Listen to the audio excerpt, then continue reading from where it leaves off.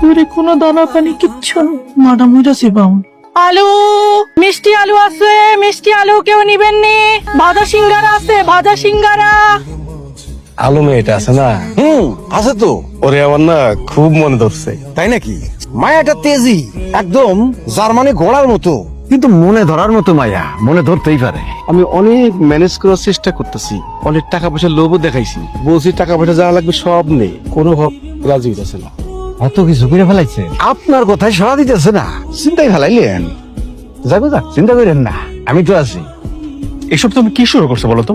এই তুমি আর ডাক্তার হবা? চাচারা তোমাকে ডাক্তার বানাতে চেয়েছিল, তোমার সামনে পরীক্ষা, পড়াশোনা বাদ দিয়ে তুমি ভাঙা সাইকেল নিয়ে বেরিয়েছো, তুমি হকারি করে বেড়াচ্ছ। তাহলে কি করবো আমি?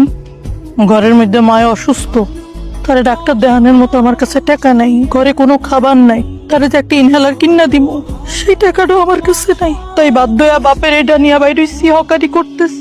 আচ্ছা ঠিক আছে, বুঝছি তোমার পরিস্থিতি, কিন্তু তাই বলে তুমি এরকম ভাবে দিব্যি রাস্তার মধ্যে বেরিয়ে যাবা? তোমার আরে তুমি একটা স্বপ্ন দেখেছি, তুমি স্বপ্নটা দেখেছিলে তাই না?